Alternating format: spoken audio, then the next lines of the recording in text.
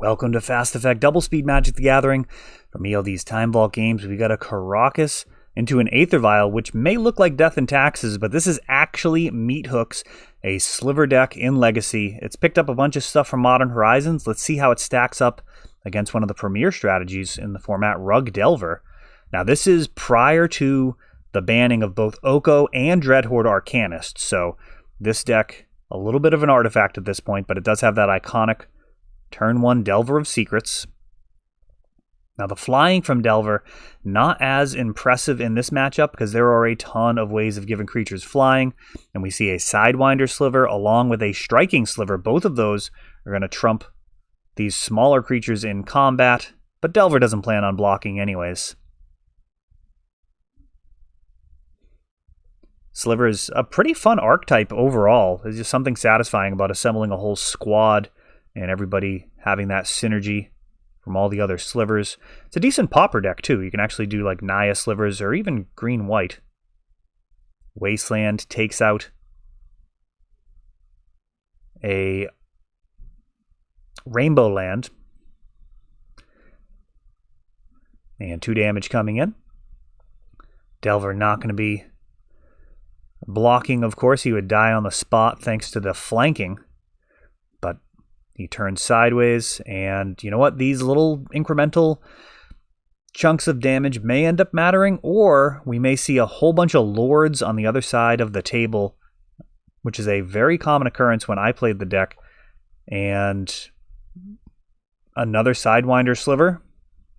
Oof, that Wasteland and Force of Will completely disabling Ben's offensive here. Well, not completely. He does have 3 1/1s, but I mean, if you could get a Lord or 2 down, this would turn very quickly. Oh, in the graphic content warning, lightning bolt, flashback again, mass carnage, just 2 dead slivers immediately for 1 red mana as Dreadhorde Arcanist, showing just how powerful he is.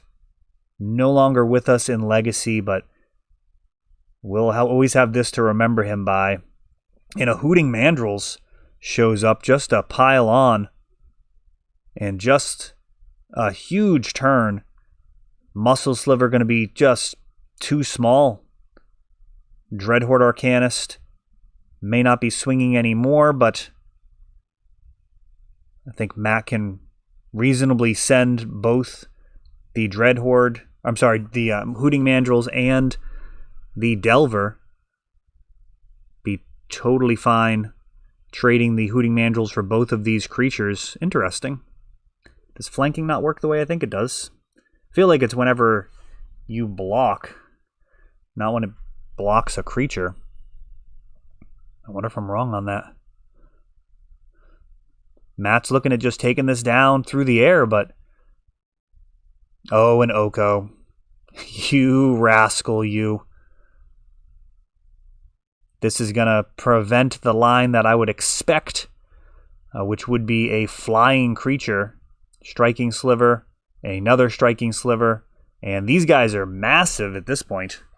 All plus, well, not massive, they're +2/+2 thanks to the Muscle Sliver.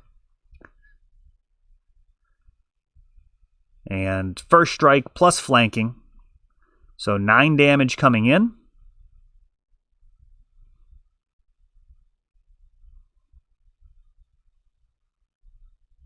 Delver flipping will definitely be lethal.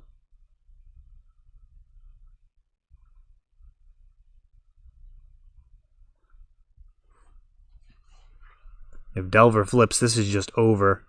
He doesn't. Alright, so let's see here. There's 3 damage in the air.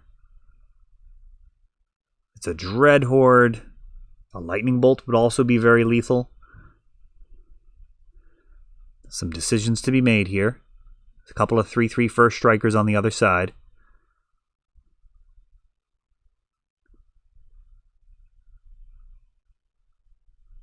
This is a situation that requires some analysis. That food can become an elk. Now, Matt doesn't have enough mana to make another food and potentially boost himself out of lethal range. That would be nice. Just Delver turns sideways, and he's going to hope for it to flip the next turn. Getting a... or swapping.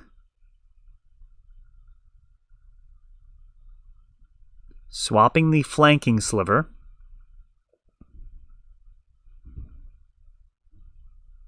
For a food.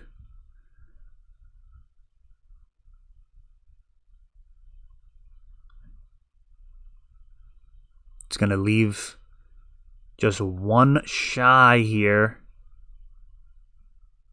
Crystalline Sliver.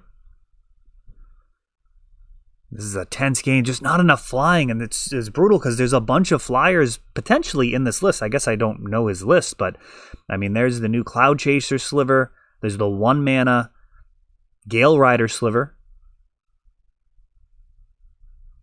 There's like potentially 8. Whoa, it doesn't flip again. Are you kidding me? This Delver, very comfortable in his wizard form, just mucking up the situation.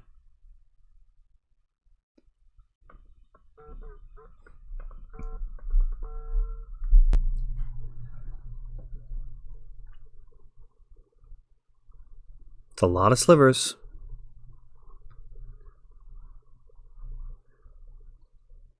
4/4. This is as close as it gets. Gonna go ahead and make a food. It's 15 damage on the other side. Now, when I played Slivers, I noticed that a lot of the time it was just massive. Oh, and a Delver showing up. Just massive chunks of damage coming through the air. To the point where attacking early wasn't obviously correct. I was able to test a little bit in Legacy.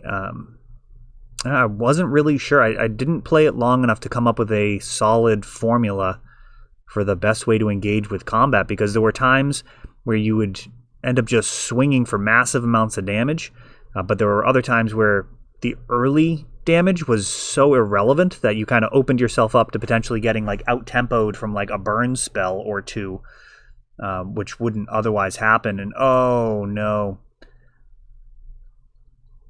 that was, I'm assuming, passing the turn back,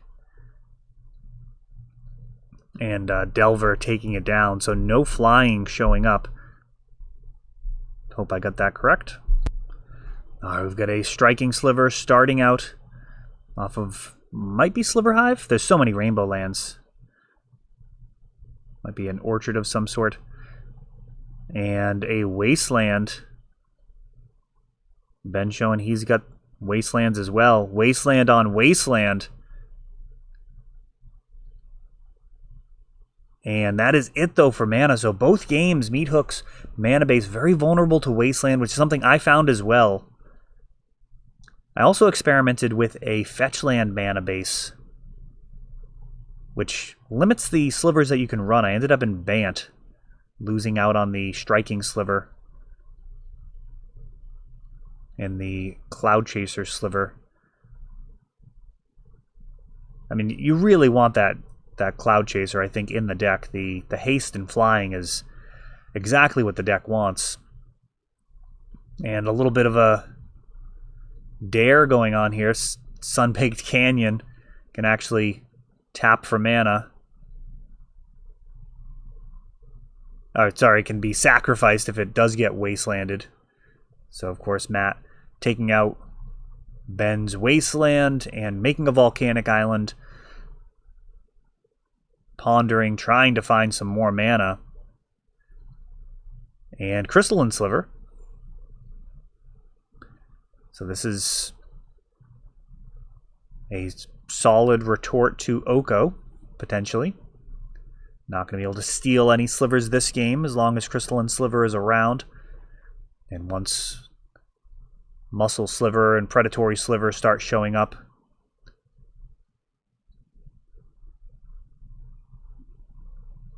and we've got a Hooting Mandrills and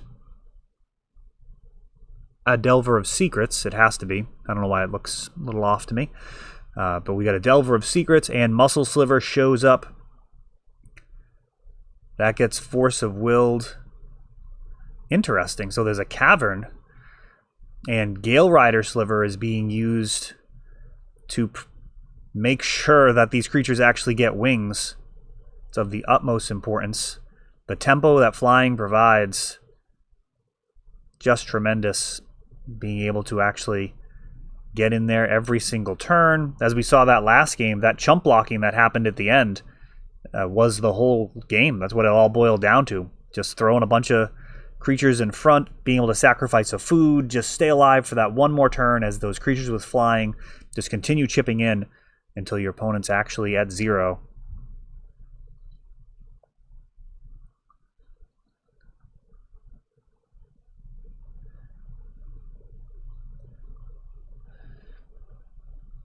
Yeah.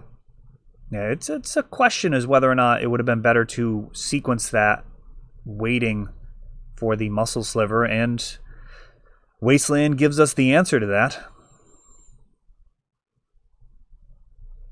Ben playing it pedal to the metal, looking correct. Oh, another Cavern. Well, so maybe not. But he's got a Predatory Sliver. So now it's a bunch of damage coming in the air. First strike and flying. 7 damage. And Matt actually scooping it up. Looked like he was gonna block, but not even gonna give the Slivers the satisfaction of defeating a Delver in combat. Just gonna move on to the next game. Hope to be able to leverage that ability to play first, as this is a really tempo-driven matchup as far as I can tell. I mean, Meathooks, occasionally you just drop like 2 Lords in the same turn, and that's it. Like, you just +2/+2. It's an overrun effect. And if they have haste as well, I mean, you're just doing massive damage. It's not uncommon to be doing 15 to 20 damage in a single attack step, in my experience with this deck. Though this Rug Delver so far has been very keen on attrition, both going after the mana base and killing Slivers with burn.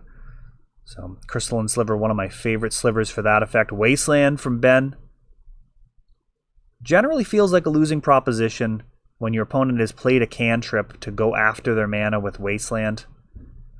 They've kind of done something to further their game plan, and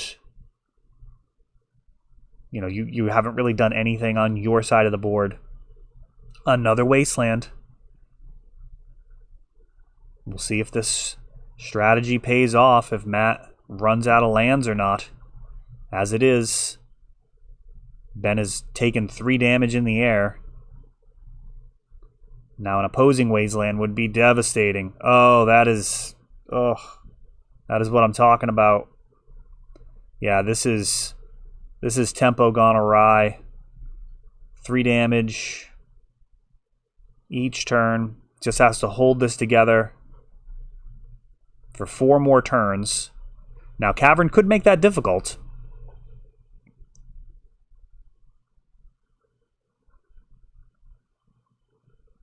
Ideally, Ben wants to be able to get out like a Crystalline Sliver and a Gale Rider Sliver, be able to block this Delver, no problem, and also be able to attack fearlessly into it.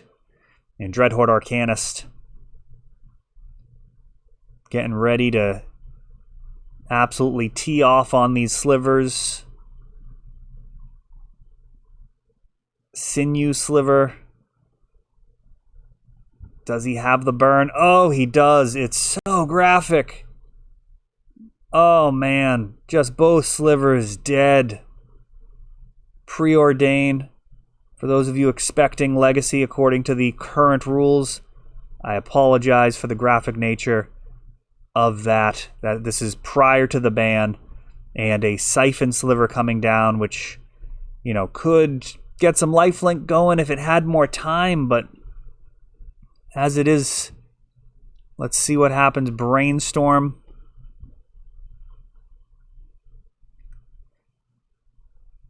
Dreadhorde Arcanist. Made for some very powerful lines. And, oh, there we go. Yeah, no, that's going to do it. Just bolt, get that guy out of there, and then swing and bolt for lethal. Dreadhorde, you know, we had him for like a year. War of the Spark brought him in, and ultimately Attack Caster Mage was decided to be too much for the format, and that would certainly be evidence in his trial, because that was a total blowout when he showed up. That is all for this one, but don't worry, there is a lot more. You can check out our older videos, and we're always putting out new videos from ELD's Time Vault Games in Bellingham, Massachusetts. If you want to help the channel, of course, you can like, subscribe, share, tap that notification bell so you can know the next time our new videos come out. Thanks for watching.